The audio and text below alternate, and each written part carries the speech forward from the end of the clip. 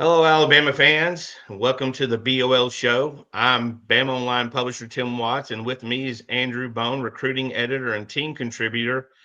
We got a lot to go over. A lot happened this week. I mean, you saw Alabama, another great game. Georgia's on deck. You get a bye week. There's been recruiting, football recruiting's picking up. Basketball recruiting's on fire. We've got all of this we're going to get into. We're obviously going to start with some team stuff, talk a little bit about the college football league week that was and what the next week will bring on the off weekend. Andrew Bone, Wisconsin. Bama handled what they had to do. Yeah, they did. They did what they needed to do the last 2 weeks. I think that after that Florida State loss, just kind of regroup, work on things that you needed to fix, build some confidence. Because after that Florida State loss, I think there was a lot of players on the team that weren't really sure of themselves, because they were just told how bad they were, how bad Florida State was from the previous season, even though it's a different team now. Yeah. I'm glad to see that they were able to kind of rebound, regroup, go out there, play, great football, not great competition, but they played extremely well in both of the games. So it was good to kind of see them go out there on Saturday, play a good game against a tough Wisconsin defense. I mean, we knew that going into that they were going to have a great rush defense. Didn't think they were going to have that great of a pass defense, and obviously that was the case. But you also kind of worried, was that defensive line going to be able to cause a little bit of pressure on Ty? And he was able to have another fantastic game, and good to see some of those receivers make plays, especially Ryan Williams. Yeah, I mean, Wisconsin said, we're going to make you beat us in the air, and Ty Simpson did absolutely that in the 38-14 victory, playing almost perfect, 24 for 29. I think they had two balls that were dropped.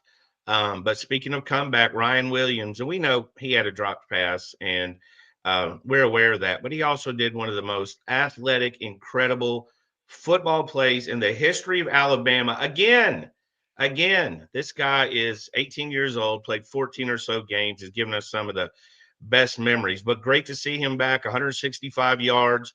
Great to see on that screen pass, Proctor racing Ryan to the end zone. So you're absolutely right.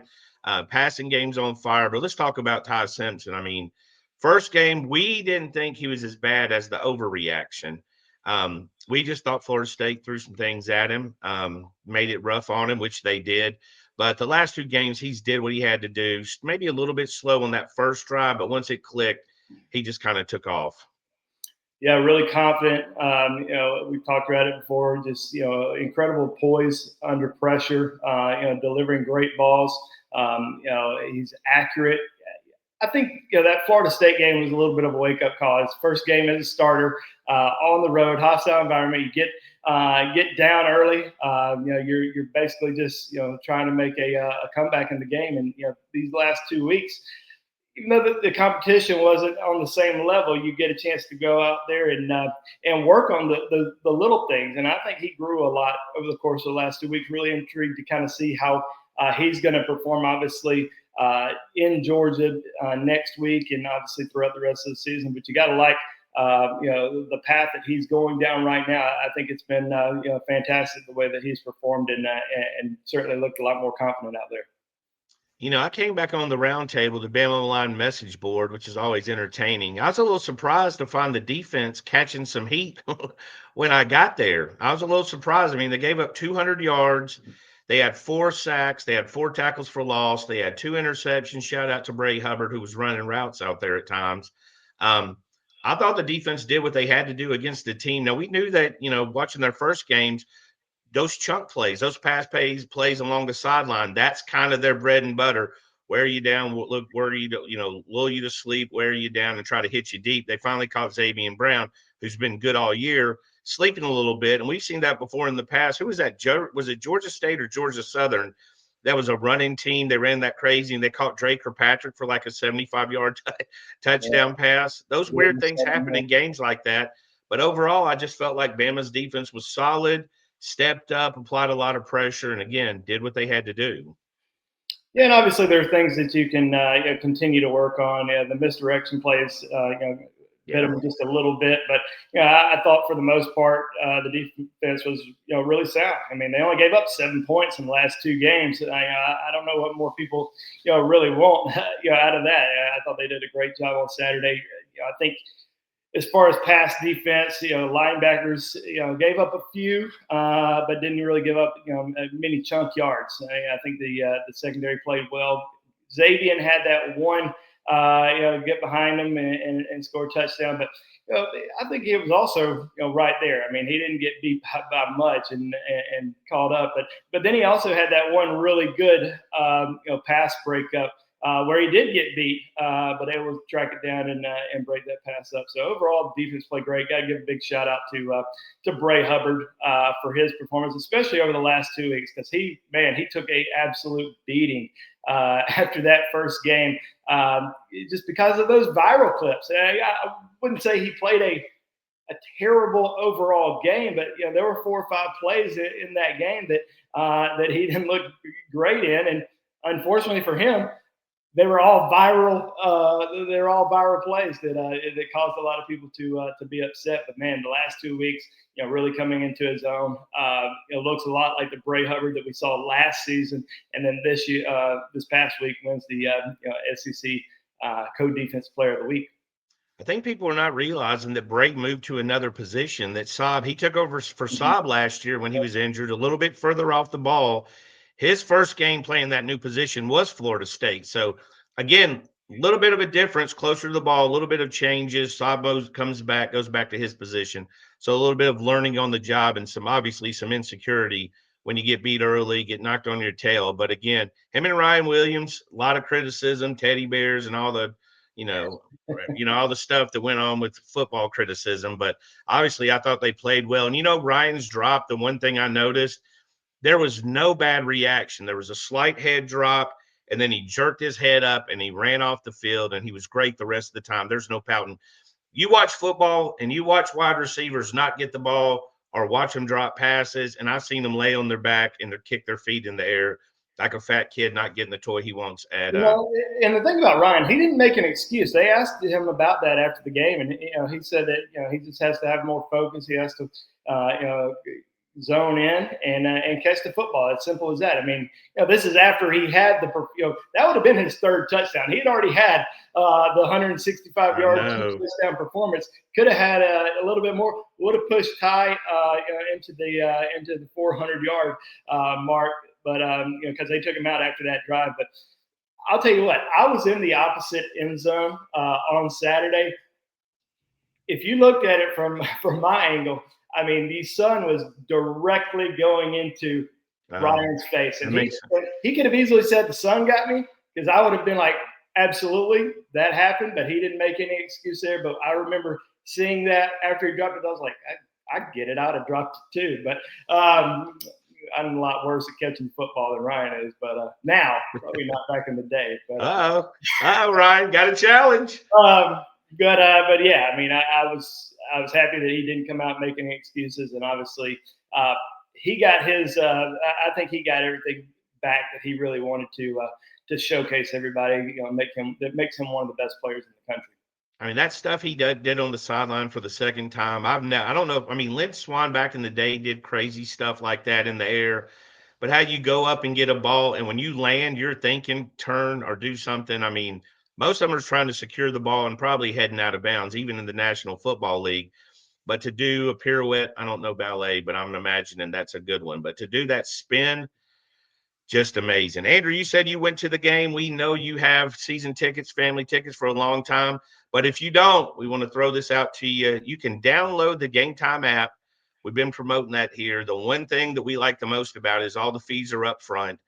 If you do download the app, you create an account and use the code ON3, you get $20 off your first purchase. Again, that's right there. ON3, $20 off your first purchase. You can use the app. You can get your tickets. You can compare prices with anybody else you want to. So there's no loss in downloading that, but you can save $20 if you want to go to any kind of game.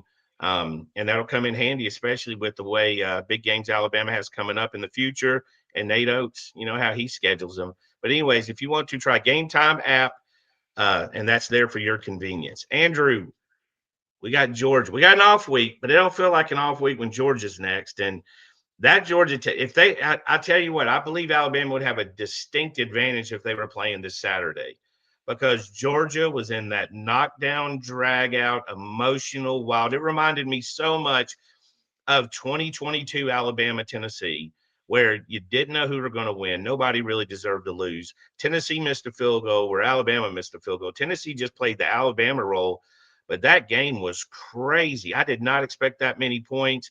The emotional shifts. Tennessee came out hot. Georgia, midway through the third, I'm like, Georgia's leaning on them. Reminded me very much of Saban's great teams and run it down, beat them deep. And Tennessee came back, took a lead. It took a brilliant 4th and 7 pass from Georgia, catch, play, reception to get it to overtime. But Georgia, Georgia looked complete. I'll tell you this again, the BamaOnLine roundtable message board. Alabama could kill Georgia after Georgia and Austin Peay. And then after Georgia, Tennessee, Bama's really going to struggle. So I love the emotional swings, but obviously Georgia's a good team, Andrew. Yeah, I mean, obviously they're established, built, program. I mean, they've got guys all over the field, in the trenches. They've certainly improved their wide receiver room, from the transfer portal during the offseason. Gunnar Stockton, I think a lot of people were questioning him heading into the season.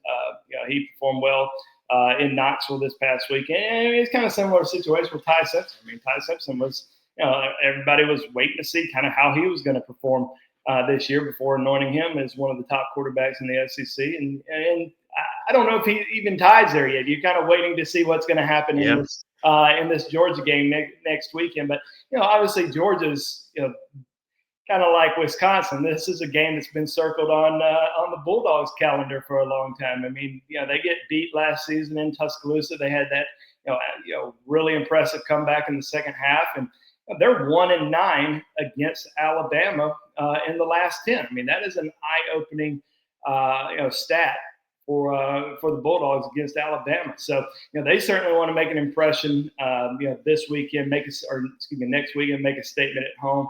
But Alabama certainly has a chip on their shoulder too. So I think it's going to be a really, dogfight of a game, no pun intended. But I think that this next week and a half is going to be really, really impactful for Alabama, during practice sessions.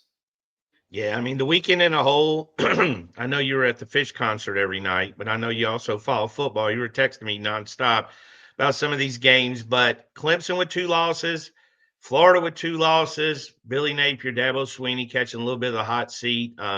Great win for Brent Keys. Shout out. That was a clutch game, long field goal to win it. College football's delivered this year. I feel like that for the NFL too, but Dabo losing 2 games is kind of eye-opening this early because he was preseason saying we might be the first team to go 16-0. That's didn't obviously spoiler alert for y'all that haven't been college football that he's not going to go 16-0, but we've seen so much with college football. Texas A&M upsets Notre Dame that every week delivers. Every week you have fun, something to look forward to. I'm looking forward to a bye week, but what's your thoughts on this last weekend? Yeah, I mean, obviously, like I said, had a great time at the Fish shows. Had a good time at the Wisconsin game, but it was another interesting weekend. I probably made the mistake, but I thought there was a chance that Florida was going to go in. I agree. And shock everybody just because a lot of people they get beat by USF. LSU still kind of riding high. Thought that they might, backs against the wall. Thought they might go down there, but Billy could end up with his 3rd loss of the season this week. I mean, they play at Miami. Yeah, that's going to be a tough game. But parodying college football certainly a lot different now. There's a lot of new teams that are rising to the top, but I don't know. I'm really looking forward to seeing kind of how things shake out this weekend, especially with that Oklahoma-Auburn game. And there's some other really good games as well. South Carolina's got to go to Missouri. That's going to be a tough game coming off that loss, that really bad loss to Vanderbilt. Yeah, and I mean, you look at Billy Napier, just touching on the guy from Alabama. He's got 2 losses, and DJ Lagway threw 5 interceptions. I know Billy's catching a lot of heat. but he, he didn't say, let's throw an interception on this play. There's some tough pressure, guys not getting open. They're missing superstar freshman Dallas Wilson, who is their version of Jeremiah Smith, Ryan Williams. But he's going to Miami, and then he's getting Texas, and then he's getting top 10 Texas A&M. And Texas is interesting. They're breaking down Arch Manning. Like I haven't really seen people break down a guy this much, because some people put him so high on a pedestal, and some people were so negative against him that anything he does right. But his past is something looks wrong with him. Struggled. He was booed at home in Austin. But you go back to Ty Simpson with struggles in that FSU game. How many first-time starters are we going to see struggle or have moments of struggle? Again, Gunnar Stockton wasn't great against Austin Peay, but he was fantastic against Tennessee. A lot of these guys are learning on the job and coming into their own. And I think, again, we got to give a shout out and a testament to Ty Simpson and what he's pulled off. Yeah, I mean, it's rare for a first time starter to go in there and just have a perfect game, and you see that a lot in the NFL too. These first round draft picks that get kind of thrown into the fire their first year. Okay, you're starting game one in the NFL as a 21-year-old or 22-year-old. Yes, good luck. You should look like an all pro in your first year. That's not necessarily the case. I mean, that's very similar to college football. And guys going to go in there for the first time. Doesn't matter if they've been in the system for Ty Simpson. Hadn't been in the same system really any year since he's been there. But an older guy should go in there and automatically be 17 of 17 like he was in the second game of the season. But it takes a little bit to get your feet wet and to get a good rhythm going. But it's going to be, like I said earlier, it's going to be really intriguing to kind of see that matchup in Athens next week, kind of see what Ty Simpson's going to be able to do, because right now Ty's riding high. I mean, there's a lot of people really talking him up, national media, local media. He's seeing, I'm sure he's seeing the stats, but going to Athens is a different story. And if you can go in there and have that type of performance against the Bulldogs that you had against UNLM and against Wisconsin, that should give you a lot of confidence for the rest of the season. Yeah, I agree. And for you guys that aren't familiar, BamaOnLine.com is our website. The roundtable is our message board. It's one that has the most traffic of anybody in this industry. Andrew and I love to participate. We've got Charlie Potter and Blake Byler who do team stuff. Andrew and I do recruiting. We dip our toes in there on some team stuff as well, cover basketball. Andrew's our basketball expert and baseball expert and softball expert. We're expanding his role. He wants new titles. He's getting them. But please join us. Feel free. Give us a like and subscribe. Andrew, throw that thumbs up they need to hit us with. Give us that thumbs up, that weird thumb up. And we appreciate y'all being here. We know your time's important. You got a lot of content you can consume, but we have fun doing the show. We have fun discussing Alabama. And big news this week, we've continued it on 3 to throw a shout out. This is an unpaid advertisement for the record, but we've seen Ross Dellinger, Chris Lowe, who you and I were super excited about. He's a great pro. Josh Pay, the Field of 68 for you basketball guys. Jeff Goodman, I've known him for a long time. They do a great job. We continue to add good guys and bring extreme value, and you can try us out for $1 for the first week. Andrew Bone, we are going to shift to recruiting, because Alabama staff continues to find guys that they like, guys committed to other. And we knew this was coming. You knew they would continue to evaluate, but they found one that I was particularly interested in with Jared Doughty, the monster Banneker High School in Atlanta offensive lineman, 6'5.5" verified, 302 pounds, size 15 feet, 34 arms, everything you look for. This kid who looks like very much a grown man, has picked up Georgia, Tennessee, Missouri, Auburn, Alabama offers. I might be missing somebody, but this is a guy Courtney Morgan and Coach Cap dig for every week when they go through college film, high school film. Yeah, Alabama only has 3 offensive line commitments in its 26 class, and they've kept the door open as far as looking for others that are out there that might emerge. I think obviously they've kept the door open for some of the guys that they recruited during the summer if they wanted to come back for a game experience. But I think for the most part, Alabama is looking at guys that are performing really well as seniors that may not have a ton of offers. And Jared Doty was one of those guys. I think they started evaluating him, a few weeks, probably a month or so ago, and then, really kind of zoned in on him as a senior. This is a guy that was 260, 265 pounds during his junior season. So when you're watching film, you're watching a 260, 265 Not the same guy. Yeah. Doesn't come to camp, so you don't really know. And then you get a chance to see him, and he's 300 pounds, and he's moving extremely well at 300. Committed to Georgia State. Now he's got all these SEC offers. Yeah, so as soon as he started getting the, Georgia, Alabama, I guess it was before the Alabama offer happened, but he, reopened his recruitment from Georgia State.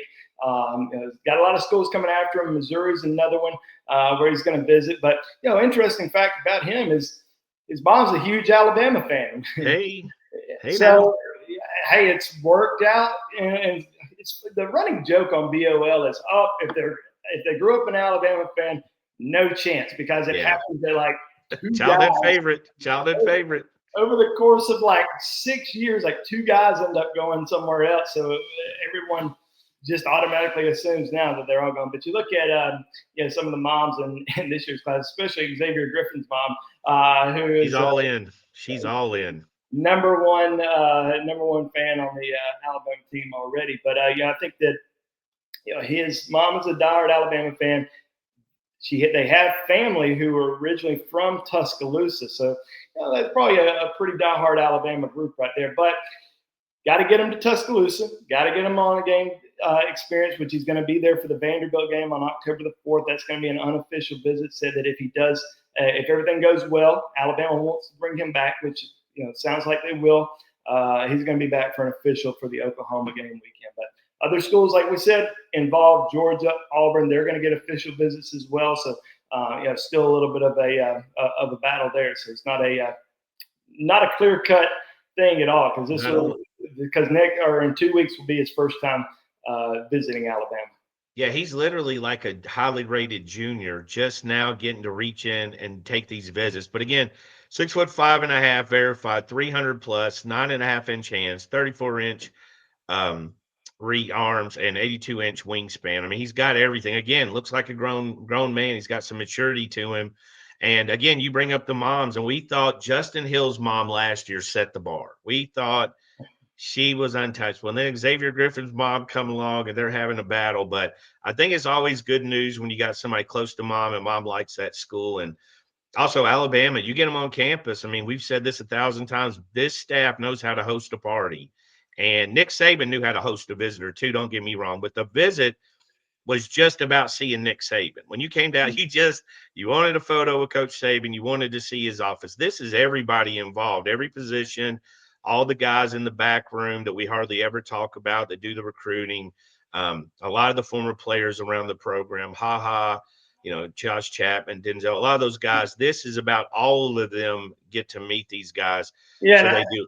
And I don't want to discredit what Coach Saban and that staff was able to do, because obviously they were able to host some great official visits. Nick Saban was the ultimate closer when, more so when he went into someone's home than he was on campus when he would do those in-home visits. But, you nailed it on the head. The visits were, all the interviews that we did through the years, they were always about sitting down with Coach Saban, spending that quality time with him, getting to pick his brain a little bit more than from a football aspect. But I think that from what we've heard, really over the course of the last 2 years, not just this cycle, but these coaches, they're very personable. They want to spend time with the parents. They get the parents involved. They take them out. They show them a good time. It's not just, no offense to Coach Saban, because I know that all the parents seem to enjoy it, but it's more than just going to Coach Saban's house and doing the Cupid Shuffle on a Saturday night. You're going out, you're having a good time with the coaches, different players, former players, support staff on Friday and Saturday night, and it seems to be really going well, obviously with the success that they've had on the recruiting trail, but the connections that these guys are making with the families, the coaches, and especially the players have certainly been a major plus with this staff. It's a group effort, because when you have the GOAT, the greatest, the best closer ever, It's you can just, how many times was Alabama out of recruitment in March and they were committing to Alabama in April? Mm-hmm. One Saban call, one Saban Zoom, one of those. But obviously, this staff does a great job. Moving on to the defensive line. Everybody wanted big defensive linemen. We knew this was going to be a big class. So far, Alabama's did a really good job. Nolan Wilson, to me, might be the most underrated. He's not that he's lowly rated, but he might be the most talked about, underappreciated guy in the class. Jamarian Matthews, Mari Johnson, J.J. Finch, who was getting a rushing touchdown this week, showing off. So Alabama's got 4 good commitments, but they're not stopping there. Still in contact with Titan Davis, but they found 2 new prospects. One we knew about a few weeks ago. Corey Howard committed to Georgia, giving Alabama a long, hard look. I think, Georgia, you said Georgia had 7 defensive line commitments. Maybe that factors in a little bit, but also an in-state guy committed to Mississippi State and Caleb Morris. So this staff did what we expected. They're turning over rocks. They're checking out guys. They're evaluating people, including their own commitments. But talk a little bit about that defensive line, Andrew. Yeah, Alabama, like I said, 4 defensive line commitments. Yeah, I think they would take 6 if they could. Yeah. I don't think they would just stop at 5. I think they'd take as many as they can get.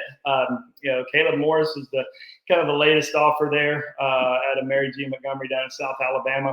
A guy that they've kind of watched and have known about, but hadn't really recruited up until this point. Freddie Roach went by his high school last week. Got a chance to sit down and watch some film, and afterwards extended the offer. So, the biggest thing now is getting him on campus, which I would expect more so an unofficial visit before an official. So get him to a game, spend some time with him. Coach the board needs to meet with him. Pretty much the whole staff, kind of determine if they're going to really push forward there. But that's definitely a new intriguing offer to watch. Committed to Mississippi State back during the summer. Auburn's been pushing hard for him. They're trying to get him to flip. But, talked to him the other day. He grew up an Alabama fan, so this was a big offer for him. And we'll kind of wait and see. If they decide to make a really strong push over the course of the next couple of months. But as you mentioned earlier, Corey Howard, another guy that they offered. So that's 2. They offered a 3rd defensive lineman that's committed to Oklahoma, not Thomas. Matthew Slade, whatever. Sanders, maybe. I don't know. He's not coming on a visit. So so his last name doesn't matter. So Corey Howard was the 3rd defensive lineman that they've offered throughout the course of this fall. And visited last weekend. We had a story up on BOL, and he's going to be coming back for the Tennessee game for an official visit. So that's definitely an intriguing offer. But you also mentioned Titan Davis, so they're still in the hunt. We'll see some defensive linemen on. I mean, this time last year, Ivan Taylor, Marshall Pritchett. I'm not even sure he's on the radar this early. Maybe he was. It doesn't feel like it. And then, of course, Pritchett was, but he had also kind of shut things down. That's what. It was kind of. After he came on his summer official visit, then Ivan Taylor. We weren't even talking about Ivan. Derek Meadows flip target anymore because he had flipped from Notre Dame to Michigan. And pretty much said that things were over. We didn't even know he was coming to Tuscaloosa for the Georgia game until maybe the day of or the day before, and it was really kept kind of on. They wanted that quiet, but then that worked out. So you never know kind of what happens over the course of the season. You see new offers, but then you see some guys that they were heavily involved in, maybe even not involved with, that are highly ranked kids that end up sneaking in for a Tennessee game or an LSU game. Maybe even Vandy or Oklahoma. So long season still ahead, and still a lot going on in this 26th class. Before we get into basketball, I want to remind you, give us a like and subscribe. If you stayed this long, you obviously like us at least a little bit. Andrew's hat's worth a like alone. So give us a like, hit a subscribe, find us on BamaOnLine. Andrew's going to give you a speech at the end. He's really good at it, but we love to talk about sports. We love to talk about basically anything: fish threads, pellet grills, basketball, football, NFL, NBA, college, Alabama, argue. The weekly reactions are some of our favorite things. But Andrew, Nate Oats, I mean, I don't know if somebody made him mad or what happened, but his official visitors list has been unbelievable. A couple of weeks ago, landed 2 commitments with their official visitors for Louisiana Monroe week, landed Chris Washington and Tyrus Bowie, both top 50 type players in the country. Everybody was pretty excited. Last weekend, he goes and brings in two of the top 5 players in the nation, Alabama native Caleb Holt, Dylan Mingo. We're still digging on that. We know Bama's heavily involved with Holt. Mingo, we're still work in process. Jackson Richardson, who's been in several times. And then this weekend, to me, an old school basketball guy, I see the names Darius Ratliff and Adonis Ratliff, and I think, is he kin to Theo? You remember Theo, no neck, a defender, long arms, no wasted space, stayed in the league about 15 years where he is. And he had twin sons that are 6'11" and 7 foot tall. They're coming in for a visit. So Nate's like, you know what? I'm going to run it out, see where I'm at. He's been really good in the portal. They have another visitor from a guy, Cole Clower from IMG. I think he's originally from North Carolina. He's another guy that's top 30 in the country. So we know Bama fans, you see them on the board, you start bringing all these in, they're like, we're taking 6 prep guys. We love the excitement. It happened 2 years ago when they ended up taking Latsier Brooks, and then they took Caleb Cunningham. They're like, we're going to get Lockett. Was it Lockhart or Lockett that went to Khalid Lockett? Khalid Lockett? We're getting him. We're getting Derek Meadows. We're getting Ocho Cinco. Julio Jones still has a year of eligibility. We love the excitement, and that's where we're at right now. And hey, if you're a basketball fan, I posted that the other day. If you are a fan of The Office, you remember that Andy Bernard scene of, I wish somebody could tell us when we're in the good old days before we left. So I posted, hey, this is pretty damn good, from a guy that's been watching basketball. Andrew does watch basketball. He's got 2 young kids. We do keep up to that. So, but Andrew, Nate Oats is on fire. This is a good show. We appreciate your time. I enjoy doing it with you. I know how much you love it. You send me flowers and bake me cookies. But walk us out of here. Tell them how to find us. Yeah, I mean, it's a bye week, so a lot of people think there's not a lot going on, but there's plenty going on at BOL. So come check us out at BamaOnLine.com. Just pay $1. Check us out if you haven't already, and we'll have a lot of content kind of throughout the week. I have a lot of different threads discussing the improvements Alabama needs to make, the players that need to step up, and kind of what to expect heading into the Georgia game next week. So come talk with us at BOL, and like I said, we'll have a lot of great content throughout the rest of the week and leading up until game week. And if we're not enough for you, we got Charlie Potter, we got Blake Byler doing great things on the team side. We got Steve Wiltfong, we got Chad Simmons, we got national guys coming in, hand over fist. We got so much to bring to the table. Our basketball guy, Joe Tippin, coming up huge along with Jamie Shaw. So if we're not enough for you, and that's quite possible for many people, there's plenty more of value there. So we'll see you next week, and you guys enjoy your bye week and have a safe weekend.